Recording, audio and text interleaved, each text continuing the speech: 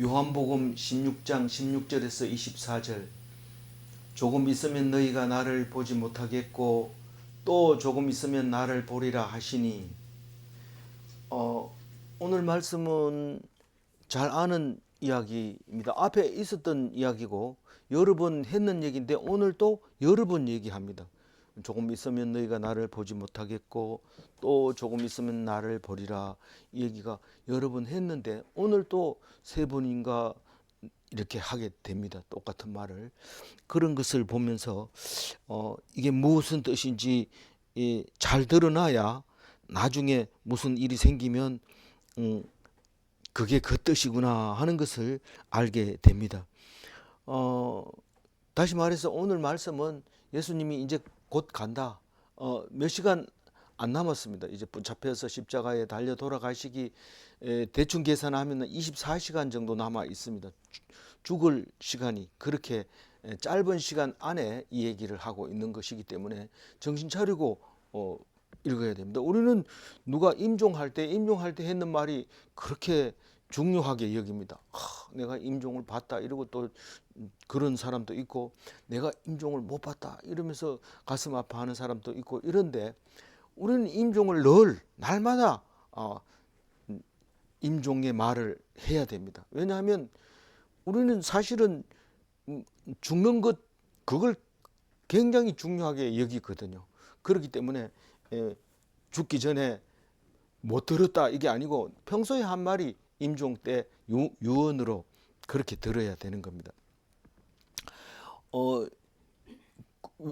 그럼 안 죽는데 뭐 유언할 필요 있나 이렇지만 그러니까 세상에서 죽을 때 유언은 꼭 평소에 늘 해야 된다 그 얘기입니다. 어제는 마음에 가득한 근심에 대해서 이야기를 했는데 예수님이 이제 조금 있으면 내가 가겠다 이러니까 분명히 죽으러 간다 하는 얘기는 여러 번 들었기 때문에 죽으러 가는 게 확실한데 어디로 간다고 물어보지 않고 그냥 근심만 가득한 거예요. 이제 예수님 없으면 어떡하지? 예수님이 가시면 어떡하지? 그런 마음만 먹고 있었지 어디로 가는지 왜 가는지 가야 하는지 그 길이 어떤지 우리는 그 길을 가야 되는지 아니면 예수님만 가야 되는 길인지 좀 물어봐야 되는데 물어보는 사람이 없습니다. 근데 마음은 늘 가득 근심이 차 있었던 거죠. 그래서 예수님이 하고 싶은 얘기가 엄청 많습니다. 그렇지만 얘기 못합니다. 뭐 시간도 없지만은 그보다 더 중요한 거는 내가 얘기한다고 해서 알아듣는 거 아닙니다. 그럼 알아듣는다 하더라도 그걸 감당하지 못합니다. 제자들이. 그래서 내가 못한다. 그 얘기를 합니다. 그러나 걱정하지 않아도 되는 것은 내가 가면 뭐가 오죠? 보혜사가 오니까 성령이 오니까 그 성령은 예수님하고 똑같아서 생각나게 하고 가르치고 그런다고 말씀하고 있습니다. 내가 안 가면 성령님이 안 와. 그러니까 내가 가야 되고 내가 있을 때는 뭐 내 12제자밖에 못 가르치지만 성령님이 오면 엄청 많은 사람들이 바다의 모래알 같은 사람들이 다 내 말을 들을 수 있다. 성령을 통해서. 그러니까 내가 가는 게 안 가는 것보다 낫다. 가는 게 더 낫다. 그 얘기를 했습니다. 그런데 그 예수님은 공생에 3년밖에 안 살았지만 성령님은 영원히 산다. 앞으로. 그러니까 너희들하고 절대로 떠나지 않고 사는 거다. 그 얘기를 어제 하면서 비록 내가 3년밖에 얘기 안 했지만 성령이 오면 그 가르친 것을 다 생각나게 하고 3년 가르쳤다고 다 아는 게 절대로 아닙니다. 12제자가. 어떤 제자는 뭐 그냥 배신하는 제자도 있고 뭐 못 알아듣는 제자도 있고 그렇기 때문에 그렇지만 그 했는 말씀은 내 12제자가 다 다르게 기억하고 있는데 그 네 제자가 사복음서를 씀으로써 그래도 그나마 이해가 충분히 되고 성령님이 우리는 생각나게 이렇게 만들어 줬다는 사실입니다. 오늘 그 얘기를 연속적으로 하고 있는데 조금 있으면 너희가 나를 보지 못하겠고 조금 있으면 또 나를 보리라. 이렇게 할 때 좀 얘기를 좀 알아듣기 좋게 얘기하세요. 왜 그렇게 얘기합니까? 아니 더 이상 알아듣기 좋게 못합니다. 그렇게 할 수밖에 없는데 나중에 보니까 그게 그 말이라는 거예요. 그래서 요한은 유별나게 또 조금 있으면 이 말에 대해서 신경을 써서 기록을 했는 거죠. 그래서 반복해서 그 얘기를 합니다. 그 영화를 만드는데 보면은 이걸 곧 이런 말을 표현합니다. 곧 내가 못 보게 될 거고 또 곧 보게 될 거다. 이 곧이라는 단어를 사용해서 이제 우리말로 번역하면 곧이죠. 원어는 그렇게 안 하지만 그게 조금 있으면 이 말입니다. 조금 있으면 뭐 우리가 서울에서 교회 다닐 때는 조만간 이런 말을 썼는데 그때는 그걸 자주 썼는데 지금은 조만간이라는 말을 쓰면 잘 못 알아듣기 때문에 아예 안 써버립니다. 안 쓰고 그냥 조금 있으면 이런 뜻입니다.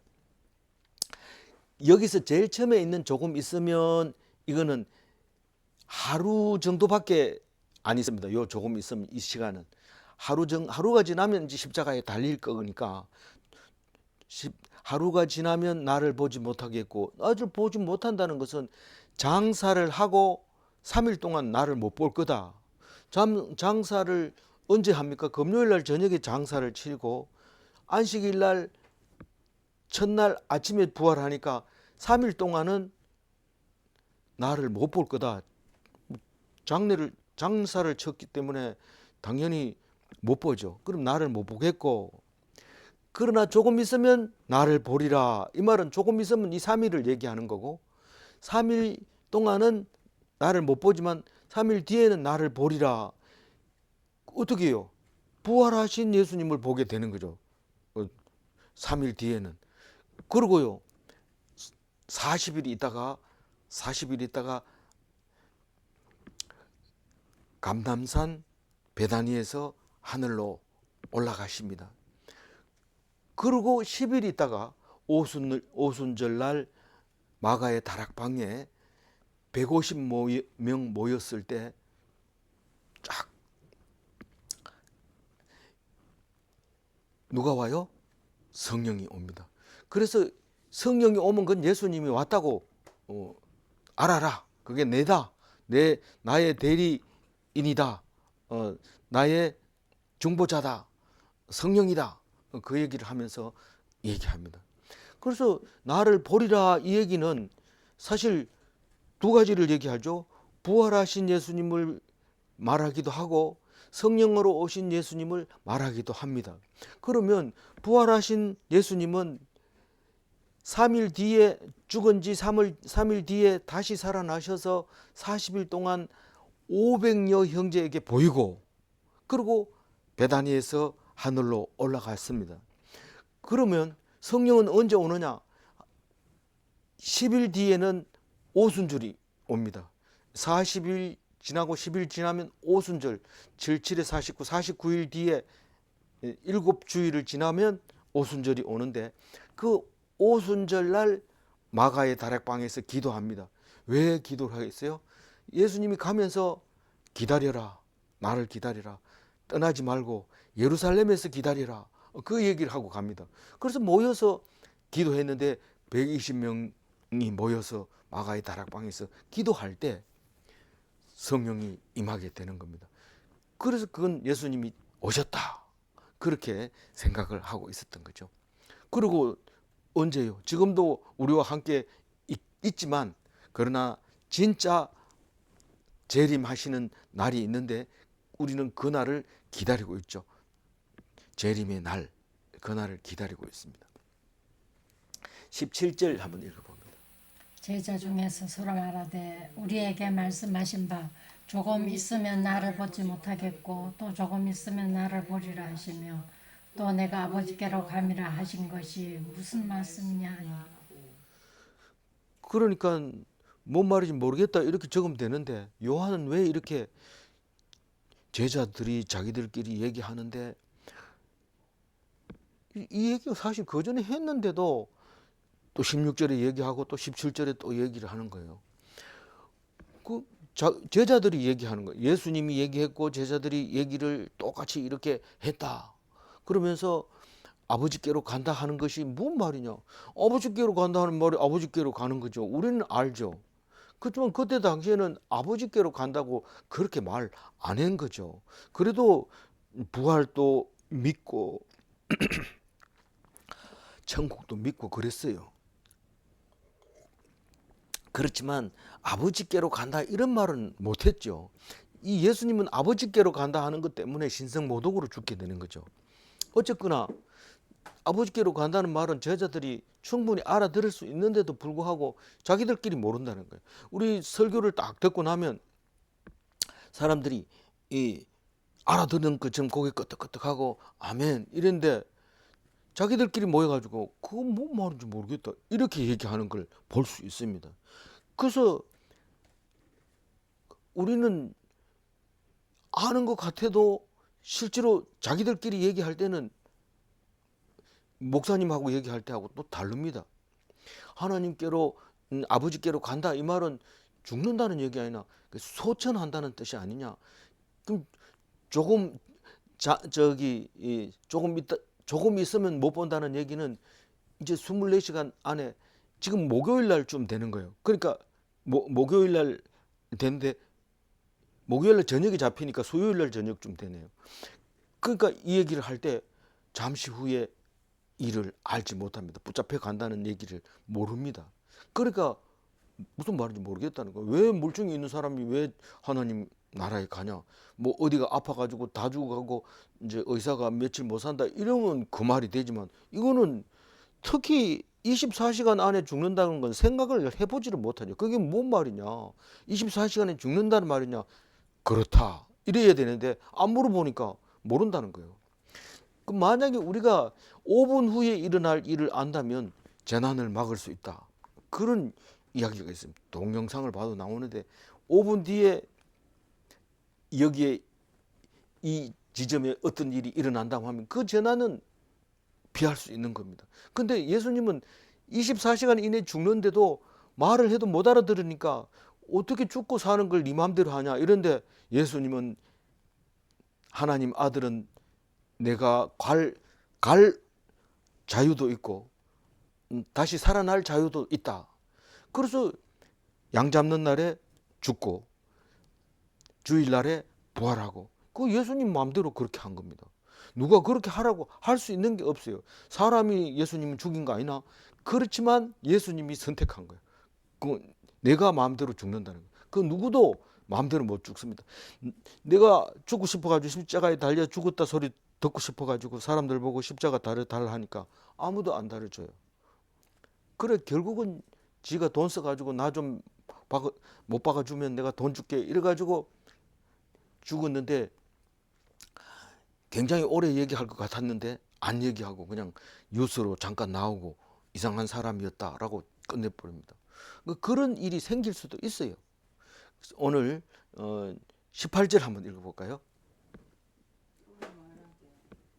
조금 있으면이라 하신 말씀이 무슨 말씀이냐? 무엇을 말씀하시는지 알지 못하노라 하거늘. 자꾸 얘기하는 거예요. 조금 있으면이라는 게 뭔 말이냐? 그 만나지 못한다는 게 뭔 뜻이냐? 조금 있으면 뭔 뜻이냐? 아버지에게로 간다는 게 뭔 뜻이냐? 계속 얘기하는 거 모르니까요. 자기들끼리 얘기하는 거잖아요. 예수님한테 물어보면 대답은 하는데 못 알아듣는 거예요. 그게 뭔 말이에요? 그럼 24시간 안에 죽는단 말이에요. 그렇다 이래야 되는데 그게 믿어지질 않으니까요. 뭔 말인지 모르겠다는 거죠. 그래서 그 19절 읽어볼까요? 그 묻고자 함을 하시고 이르시되 내 말이 조금 있으면 나를 묻지 못하겠고 또 조금 있으면 나를 보리라 함으로 서로 문의하느냐. 예수님이 얘기했는 걸 또 얘기하면 내가 조금 있으면 나를 보지 못하겠고 또 조금 있으면 나를 보리라 함으로 너희들끼리 서로 얘기하냐. 이 얘기를 18절에서 얘기하는 거는 뭔 얘기를 하고 있을까요? 이제 예수님이 말씀하시고 그 말씀이 그대로 이루어진다는 것을 얘기하기 위해서 얘기하는 거. 헛한 말을 하지 않습니다. 한번 얘기하는 건 그 말 그대로 이루어집니다. 그러니까 선지자가 한번 얘기를 하면은 그 말이 그대로 이루어지는 거예요. 그래서 그 선지서에 보면 항상 그런 얘기를 하잖아요. 네가 무슨 말을 하든지 그대로 이루어지리라. 그 선지자가 이 나라가 망할 거다 이러면 그 망하는 거고, 하나님이 오실 거다 이러면 오시는 거고, 그렇다는 거예요. 그래서 그 제자들이 모르다가 잠시 후에 일어날 일을 모릅니다. 나중에 일어난 뒤에 알게 되는 거예요. 아, 말씀하시고 이루시는구나. 성경은 항상 말씀하시고 이루시는구나. 그거를 알려주려고 하는 거죠. 그래서 예수님은 어떤 생각을 하고 있는지 다 압니다. 사람들이 어떤 생각을 하고 있는지 다 압니다. 그래서 예수님은 만나면 그래 잘 있었느냐, 그동안 뭐 했느냐, 뭐 이렇게 안 물어봅니다. 왜냐하면 다 알기 때문에. 그래서 있는 얘기를 바로 시작합니다. 어떻게 그걸 아냐 하면 병자가 딱 나가지고 오면은 바로 믿음이 너를 낫게 했다 이렇게 얘기를 합니다. 그 서로 다 통하고 있는 거고 다 아는 것처럼 그럽니다. 그러니까 그 사람이 어떻게 내 마음을 알지? 그 나았다 이러니까 나아버린 거예요. 그런 식으로 돼 있는데 그거를 이 뒤에 가면 설명을 다시 합니다. 제자들이 입으로 뭐라고 얘기하냐면 예수님은 사람의 물음을 기다리지 않으신다고 30절에 가면 제자들이 그렇게 얘기합니다. 그 무슨 말이냐 하면 그 묻고자 함을 아신다는 거예요. 누가? 예수님이.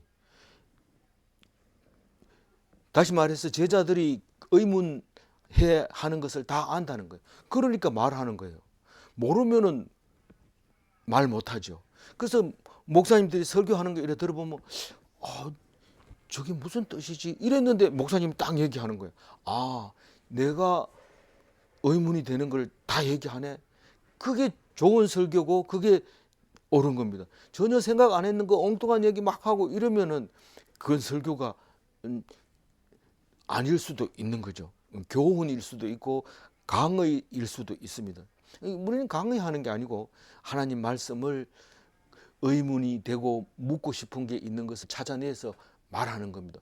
예수님은 뭐를 묻는지 다 압니다. 그 제자들이 고백하기를 사람의 물음을 기다리지 않는 예수님이라고 얘기하고 있습니다. 그래서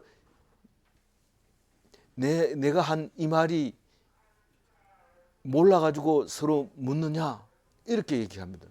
그러면 대부분의 사람들은 교수님이 얘기하면 교수님한테 물어보는 사람이 별로 많지 않습니다. 자기들끼리 물어봅니다. 옆에 사람들끼리. 제가 삼척 학교에 있을 때는 교수님하고 둘이 공부할 때가 참 많았습니다. 이거는 객관적으로 말하고 있는 겁니다. 그래서 열심히 했는데 이상하게 대학을 4년제 대학을 딱 들어가니까 거기에 학생들이 계속 물으러 옵니다. 저한테로. 그러니까 나는 그냥 그 가르쳐 주다 보면 시험 공부 다 하게 되는 거예요. 그런 경험을 하게 됐었는데 무슨 뜻이냐면 제가 하고 싶은 얘기는 뭐냐면 학생들이 뭘 물어보고 싶으면 교수들한테 안 물어봅니다. 그럼 누구한테 물어보냐? 동료들한테 물어봅니다. 그리고 좀 잘난 아이들 또 조금 깨진 아들은 동료들한테 물어볼 거 없으니까 선배들한테 물어보는데 1년 선배한테 물어봅니다. 대선배한테는 안 물어봅니다. 그래서 대부분은 동료 혹은 한 살 많은 선배들에게 물어보기를 좋아하고 그거를 아주 정답으로 생각하고 가는데 이 제자들도 예수님한테 안 물어보고 자기들끼리 계속 물어보는 거예요. 서로 물어. 그럼 예수님이 다 압니다. 그래서 물어보지도 않는데 그냥 대답해 버립니다. 예수님이. 뭐라고 대답합니까? 20절 읽어볼까요? 네. 큰 소리로. 내가 진실로 진실로 너희에게 이르노니 너희는 곡하고 애통하겠으나 세상은 기뻐하리라. 너희는 근심하겠으나 너희 근심이 도리어 기쁨이 되리라. 지금 조금 있으면 곡하고 애통하다. 24시간 이내에 곡하고 애통할 거다. 그런데 세상 사람들은 기뻐하라. 뭐라고 왜 기뻐해요? 거기 2절에 보면 오늘 16장 2절에 보면 하나님을 섬기는 일이라 하리라. 예수님을 죽이는 것은 우리가 하나님을 섬기는 도리로서 반드시 죽여야 되는 거다. 그게 우리가 할 일이다. 그렇게 생각을 한 거죠. 그러니까 세상 사람들은 기뻐하는 거야. 드디어 이제 골칫덩어리 죽였다. 그랬으니까 우리는 이제 소요도 안 일어나고 조용할 거다. 그 골치 아픈 나사렛 예수. 그래서 기뻐할 거라는 거. 그게 세상 사람들이, 특히 세상 권력자들이 기뻐하는 거죠. 세상 중에서도 세상 권력자들이 기뻐하고. 그런데 저자들은, 너희들은 어떻게 한다고요? 근심하겠으나. 그런데 시간이 지나면, 3일만 지나면 너희 근심이 도리어 기쁨이 되리라. 예수님이 부활한 주일날 아침에 막달라 마리아가 제일 먼저 발견하고 기뻐서 발이 땅에 닿지 않고 뛰어갑니다. 어디로 뛰어가요? 제자들한테 뛰어가죠. 예수님이 살아나셨다. 그러니까 베드로하고 요한하고 뛰어갑니다. 근데 요한이 젊어가지고 앞장섰다고 그래요. 베드로 뒤에 갔다 이래요. 그런데 영화를 보면 그게 아니에요. 비슷해요. 나이가 비슷해요. 비슷한 게 맞는 것 같아. 근데 비슷한데 베드로는 기준점으로 보자면 좀 뒤에, 다시 말해서 세상 쪽으로 가까이 가 있고, 요한은 예수님 쪽으로 가까이 가 있는 순서로 보자면 그렇다는 겁니다. 그러나 절대로 예수님은 그렇게 안 하고 순서를 베드로를 앞에 놓고 이야기를 하죠. 어쨌거나 뛰어간 거는 요한이 앞에 뛰어갑니다. 요한이 딱 뛰어가서 무덤을 딱 봅니다.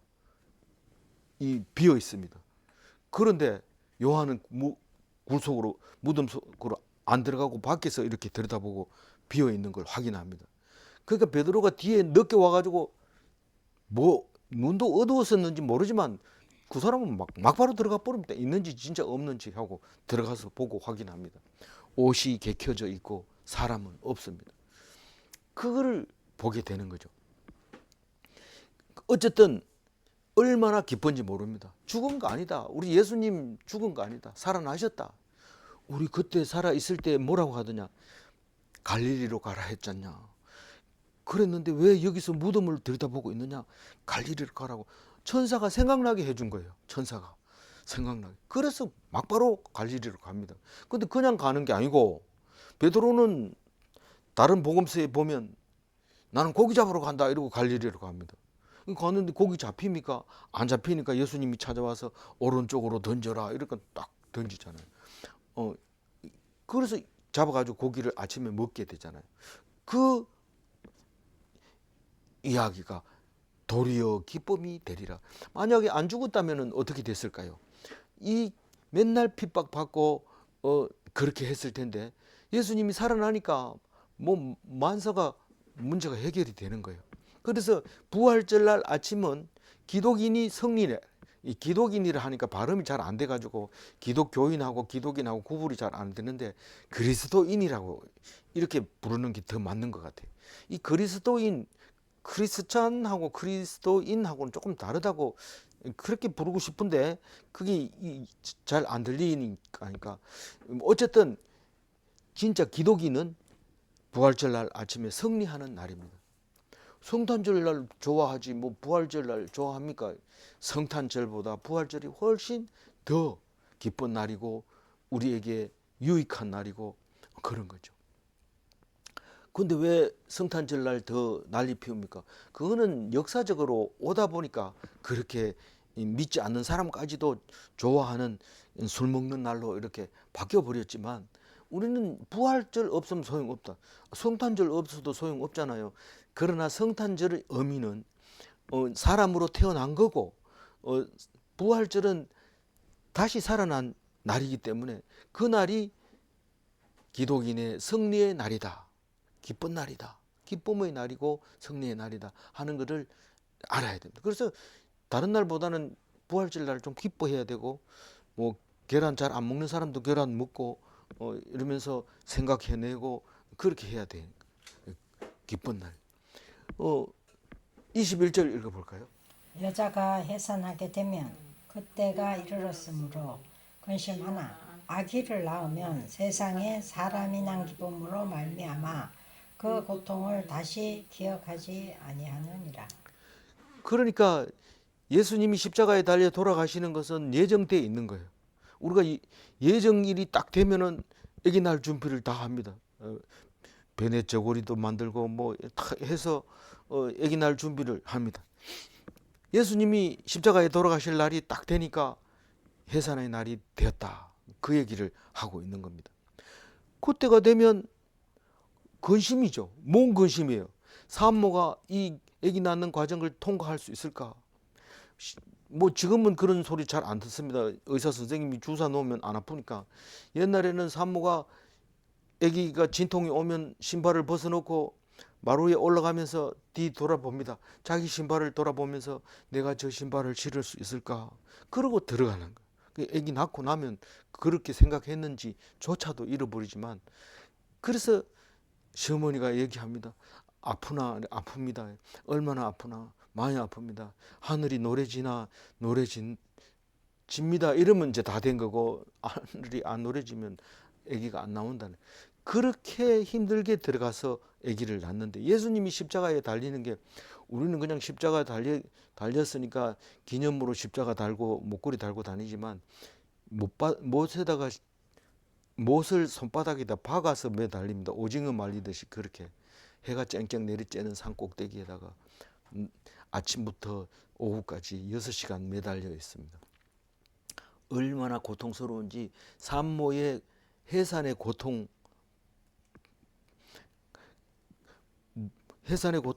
고통의 1분이라고 10이라고 놓고 나머지 고통을 계산을 5냐 8이냐 이렇게 표현한다고 하는데, 십자가의 고통이 10이라고 하면 해산의 고통이 10이 될지 안 될지 그건 모르겠어요. 우리가 생각하는 고통의 정도가 그러니까 예수님은 해산의 고통보다 큰데, 예수님은 해산의 고통에 비유하고 있습니다. 그래서 산모의 근심과 해산의 고통과, 그러고 나서 딱 죽고 다시 살아난다면 출생의 기쁨을 보는데, 아이가 이제 정신이 혼미해 있다가 아기가 이게 네가 낳은 아기다라고 배 위에 얹어주면 그때부터는 기쁨이 오지요. 그게 부활절 날 아침에 아기를 배 위에 얹어놓는 산모라고 생각하고 그날 아침을 기뻐하시기 바랍니다. 이 아기를 배 위에 얹어놓고 그 아기를 보는, 그걸 위해서 10달 동안 애먹었고 지난 시간 힘들었고 고통과 근심을 통과했고, 그런 거를 생각하면서 부활절 날 아침에 생각하시기 바랍니다. 아기를 낳으면 세상에 사람 난 기쁨으로 말미암아 그 고통을 다시 기억하지 아니하느니라. 기억하지 않을 뿐만 아니라 십자가를 목걸이 해가지고 다닌다니까요. 그것도 금으로 만들어가지고 번쩍번쩍하게 해서 목걸이에 들고 다니는데 왜 그럴까요? 그 고통을 잊어버립니다. 왜? 그 부활한 그 기쁨이 너무 기쁘니까 그 고통스러운 거를 기억 못합니다. 그래도 기억하라고요. 개신교는 안 그랬지만 천주교는 기억하라고 벌거벗은 예수님을 십자가에 달아가지고 그 얼굴 그 형상 그대로 가시간 쓴 걸 보여주고 있습니다. 그걸 보고 좀 고통스러워해라. 그런데 고통스러운 것도 기억 못하고 그게 얼마나 기쁜 건지도 기억 못하고 그냥 쳐다보고 있는 거죠. 우상 보듯 하는 거죠. 그냥 빌면은 복을 주는 줄 알고 그 앞에 가서 열심히 기도하고 빌고 그러고 있는 우리들이 종교 생활을 보고 있는 것입니다. 그래서 사람 난 기쁨이라는 뜻은 부활의 기쁨을 말하는 거고, 보혜사 성령이 주는 기쁨, 그것은 나중에 오는 거지만, 만약에 부활의 기쁨만 이야기한다면 그때 사람들만 기쁘지만 보혜사 성령이 왔기 때문에 그 부활의 기쁨이 우리 현재 있는 우리들에게도 여전히 기쁘게 된다는 거예요. 그래서 부활절날 떼거리로 모여서 그렇게 기뻐하고 좋아하고 그렇게 하는 거죠. 근데 행사에다 너무 집중하지 말아야 되는데 뭐 그렇게 안 할 수가 없어요. 그 고통을 다시 기억하지 않는다. 이 말은 예수님이 이 아기를 놓으면 보통 몇 시간 안에 낳잖아요. 배가 이제 진통이 오기 시작하고 아기가 돌아서 머리를 산도로 내려가고 이러면서 시간이 그 시간 안에 안 나오면 아기도 위험하고 산모도 위험합니다. 근데 십자가는 아침 9시에 못을 박습니다. 그러면 12시에 거의 혼미한 상태에서 오후 3시까지 3시간 동안 천지가 깜깜해집니다. 그 다 합해서 6시간 십자가에 달려 있습니다. 그 이후로는 숨 졌기 때문에 고통이 없죠. 우리는 늘 살아가면서 그리스도인은 이 6시간의 고통만 통과하면 우리는 기쁘다. 다만 이 6시간이 가장 큰 근심이고 고통이다. 과연 이 6시간을 잘 통과할 수 있을까? 그렇게 생각하는 게 그리스도인의 죽음입니다. 근데 요즘은 기술이 발달돼 가지고요. 안 죽습니다. 안 죽어요. 약을 계속 넣고 심지어는 인공 심장까지 넣어서 그냥 계속 살려놓습니다. 그 말도 하고 다 합니다. 그러면 인공 심장도 그렇고 다른 장기들이 기한이 다 돼가지고 이제 길면은 3개월 이렇게밖에 못 삽니다. 이렇게 얘기하면 그냥 진통제를 주고 계속 살립니다. 그럼 어떤 문제가 생길까요? 예수님은 6시간만 지금 고통스러웠어요. 그런데 이 진통제를 계속 주면 어떻게 될까요? 그런 거 없어요. 그냥 안 아픈데 죽는다는 거예요. 그러면 정신적으로 어떻게 될까요? 굉장한 공포가 오는 거죠. 그럼 뭐 이상한 소리를 막 합니다. 무서워, 무서워, 막 귀신이 날 잡으러 오는 것 같아, 막 이러고 이런데 그거는 호스피스가 아무리 가가지고 성경 읽어주고 이래도 예수 안 믿는 사람은 굉장히 고통스러움을 가지고 있고 안 죽는 사람도 그것 때문에 굉장히 고통스러워합니다. 그래서 편안하게 죽게 하자 그런 의견도 나오고 이러는데 의견이 분분하죠. 어쨌거나 우리는 고통을 참고 있다가 6시간만 예수님 닮아서 고통스럽다면 우리가 아플 때도 견딜 수 있을 거다. 그런 생각을 하게 됩니다. 22절 읽어봅니다. 너희가 근심하나 내가 다시 너희를 보리니 너희 마음이 기쁠 것이요 너희 기쁨을 빼앗을 자가 없으리라.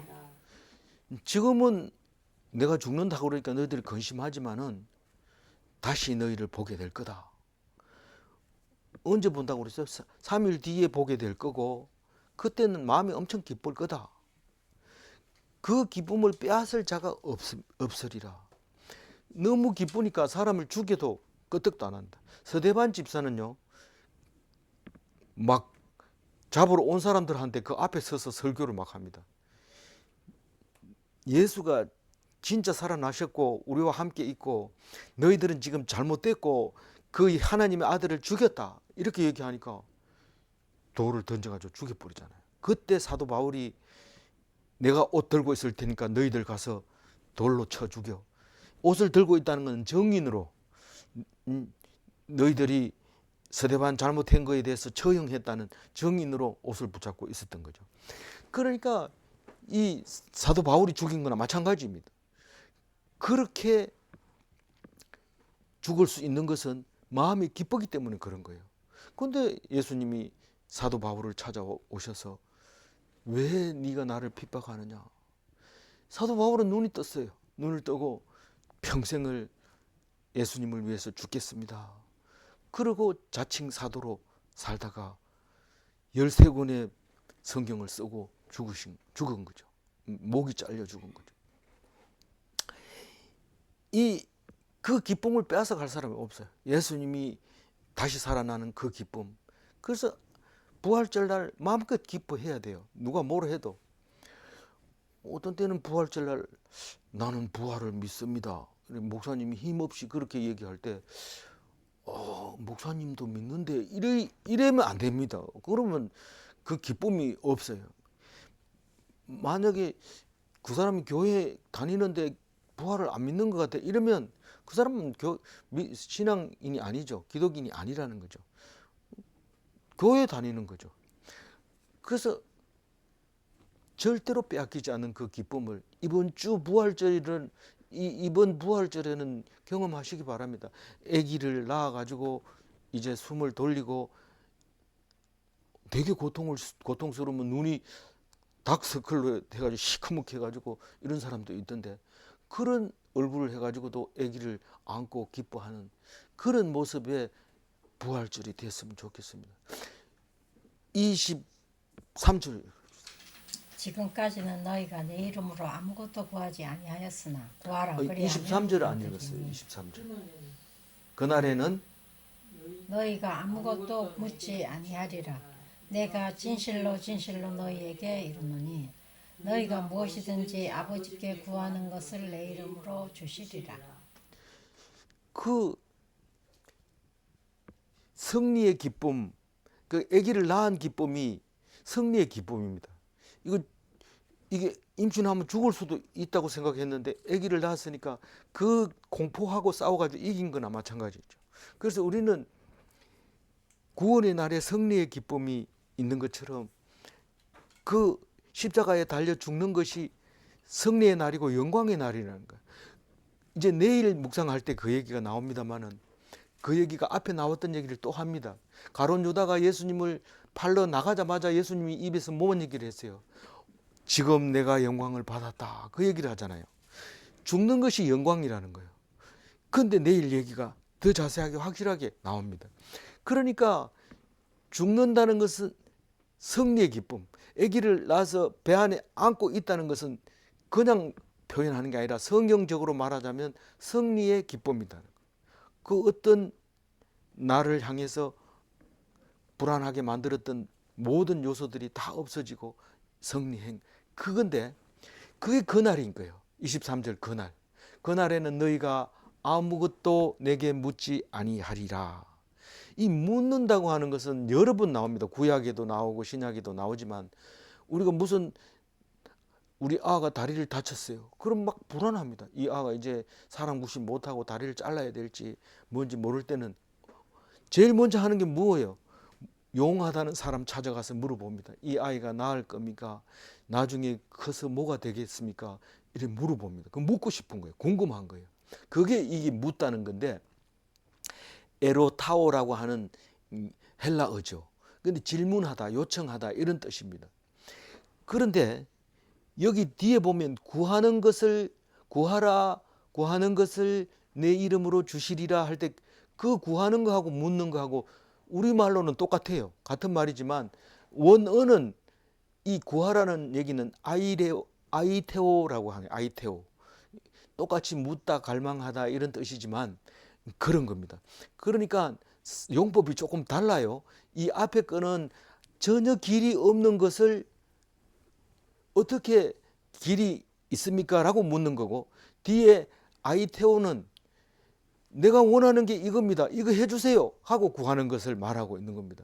똑같이 묻는다고 얘기를 해요. 우리말로 얘기하면. 그 마가복음 11장 24절에 보면 무엇이든지 기도하고 구하는 것을 받은 줄로 믿으라 이 말이 나옵니다.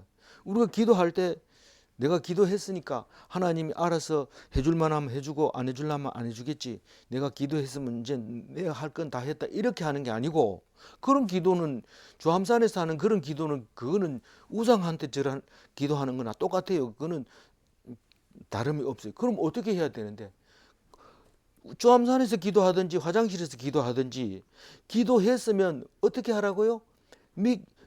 받는 줄로 알고 믿으라고 하는 겁니다. 그 이야기가 마가복음 11장 24절만 나온 게 아니고 다른 데도 나와요. 그러니까 무슨 말이냐 하면 예수님이 있을 때는 물을 필요가 없어요. 예수님이 계시니까요. 다른 저는 사람이 왔는데요. 믿음이 너를 낫게 했다. 이렇게 하니까 물을 필요가 없어요. 그런데 예수님이 안 계시면 어떻게 해야 돼요? 구해야 되는데 누구한테 구해야 돼요? 예수님이 안 계시니까 아버지께 구해야 돼요. 내가 진실로 진실로 너희에게 이르노니 너희가 무엇이든지 아버지께 구하라. 구할 때는 어떻게 구해야 돼요? 내 이름으로 구하라. 예수 이름으로 기도드립니다. 그렇게 하라는 거예요. 그렇게 하면 어떻게 된다는 거예요? 그 기도를 다 하나님이 들어주시는데 누구 때문에? 예수님 이름 때문에 들어준다는 거예요. 이 얘기를 왜 진작 얘기 안 해? 내가 성경 오래 읽어도 이거 처음 보는 것 같은데 얘기했는데 안 들어오는 거예요. 그게. 그리고 늘 가르쳐 주니까 또 목사 설교할 필요도 없고요. 이렇게 기도해라. 끝에는 꼭 예수 이름으로 기도합니다. 요거 꼭 넣고 제일 앞에는 누구한테 기도하는지 모르니까 하나님 아버지 이렇게 하고 끝에는 내 이름으로 주시리라. 예수 이름으로 기도합니다. 이렇게만 하면 가운데 이 얘기는 하나님이 다 알아서 해준다. 그래서 제가 오늘 방송을 이렇게 들으면서 이 해외 이주민들이 우리나라에 많이 살잖아요. 근데 이 사람들에게 전도를 안 하고 놔두면 전도를 하면은 우리나라가 기독교 국가로 남아 있지만 안 하면은 결국은 나라 뺏기고 그 종교 뺏기고 다 뺏기는 거예요. 그래서 이 사람들을 전도를 해야 되는 게 맞겠다 그런 생각을 하는데 뭐를 가르쳐 줘야 말도 모르는데 어떻게 가르쳐 주나. 최소한 하나님 아버지 그리고 자기 이 나라 말로 베트남 말로 하고 끝에는 예수 이름으로 기도합니다. 이것만 가르쳐 주고 나머지는 네 마음대로 기도해라. 나중에 한국말 알게 되면 그게 뭔 말인지 알 게 아니냐. 그래서 이 동신교회 큰 그거 잘 돼 있더라고요. 외국인 국내 외국인 이제 선교하는 거 그거 좀 배워가지고 와서 우리 여기 옆에 공장에 베트남 처녀 총각들이 많은데 뭐 우리 이가 그냥 둬서는 안 되고 날마다 만나는데 그냥 했으면 안 되겠다 그런 생각을 좀 하고 있습니다. 동신교회보다 더 잘하는 데가 있는지 알아보고 없으면 동신교회 가서 한번 배우고 올까. 안 배워도 하나님이 가르쳐 주니까 또 그렇게 할 수 있을 거라 그런 생각이 듭니다. 네. 그래서 우리가 정도는 없잖아요. 할 수 있는 데까지 하는 거지. 우리가 뭐 꼭 해야 되는 그런 건 아니고 우리가 할 수 있는 것만 하면 되니까. 그 기도 중에 있습니다. 그래서 좋은 아이디어가 있으면 얘기를 해주시고 그렇게 하면 좋겠다 그런 생각을 했습니다. 마지막으로 24절 읽어봅니다. 지금까지는 너희가 내 이름으로 아무것도 구하지 아니하였으나 구하라 그리하면 받으리니 너희 기쁨이 충만하리라. 어, 여기서 구하라 하는 것은 여기 앞에서 구하라 한 번 나왔고 뒤에 구하라 두 번 나왔어요. 24절에 두 번, 23절에 한 번 나오는데 구하라 이 말은 아이테오를 말하고 있는 겁니다. 네가 필요한 거 있으면 하나님께 구해라. 누구 이름으로? 예수 이름으로 구해라. 지금까지는 구했다 안 구했다? 안 구했다. 왜냐하면 예수님이 계시니까. 예수님이 가고 나거든. 이제 내일부터는 이제 내 이름으로 구해라. 이제 그런 뜻으로 이해하면 되겠어요. 지금까지는 너희가 내 이름으로 아무것도 구하지 아니하였으나 구하라. 그리하면 받으리니. 그렇게 얘기를 하고 있습니다. 구했는지 줄지 안 줄지 하나님이 줄지 안 줄지 기다려 봐야 됩니까? 그렇게 하는 거 아니에요. 그거는 믿음이 아니에요. 믿고 구한 것은 반드시 받은 걸로 알아야 됩니다. 그래서 믿어야 되는 거예요. 기도했으니까 이제 응답이 언제 나올지 모르지만 기다려보자. 이거는 사실상 예수님이 가르쳐 준 건 아니고 구약식으로 하면 그게 말이 틀린 것은 아닙니다. 왜 구하는 대로 주십니까 하나님이? 왜 하나님이 우리가 기도한 대로 주십니까? 큰 소리로 얘기해 보세요. 너희 기쁨이 충만하게 하려고 달라 하는 대로 준다는 거. 너희 기쁨이 충만하게. 그게 뭐라고 그랬어요? 기도해서 얻은 걸 뭐라고 했어요? 지난번에 너희는 가지니 할 때 그게 열매라는 거예요. 그걸 하나님이 좋아한다고 그랬어요? 싫어한다고 그랬어요? 그 열매를 많이 맺으면 하나님은 엄청 기뻐한다. 예수님으로 인해서 받는 열매는 엄청 기뻐하는데 그 열매는 예수님의 이름으로 구해서 얻은 열매고 기도해서 얻은 열매이기 때문에 기뻐한 거예요. 기도 안 했는데 돈이 생겼어요. 이러고 헌금하면 하나님 별로 기뻐하지 않아요.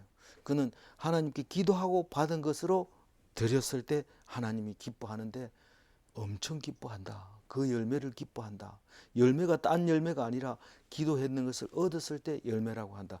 24절 상반기 하이라이트만 읽고 마무리합니다. 아무것도 구하지 아니하였으나 구하라. 예수님 생전에는 구할 필요가 없었습니다. 예수님 돌아가신 후에는 예수 이름으로 기도해야 됩니다. 질문합니다. 예수 이름으로 구한 것은 다 받는가? 나는 기도했는데 안 주던데 뭐가 없어요? 믿음이 없는 거죠. 믿음 없이 구한 것이죠. 구하여 받은 것은 기쁨이 충만한가? 기도해서 받은 건 엄청 기쁩니다. 충만합니다. 기도 안 해도 주시지만 기도해서 받는 것을 하나님이 기뻐하신다. 기도하겠습니다. 하나님 감사합니다. 오늘 조금 있으면 나를 못 보겠고 조금 있으면 나를 보리라 한 그 말이 여러 번 반복하면서 내가 진실로 진실로 너희에게 이르노니 라고 말씀하실 때에 우리는 말씀에 귀 기울이지 않고 나름대로 생각하고 나름대로 종교 생활을 하면서 기독인이라고 말한 것을 부끄럽게 생각합니다. 주님 도와주시고 인도하여 주셔서 말씀이 가르쳐 주신 대로 말씀이 생각나게 한 대로 생각하게 하여 주옵소서. 우리 마음대로 해석하는 것이 아니라 성령께서 인도하신 대로 해석하고 말할 수 있도록 도와주시옵소서. 그렇게 하여 주실 줄 믿사옵고 감사하며 우리 주 예수 그리스도 이름으로 기도 올리옵나이다. 아멘.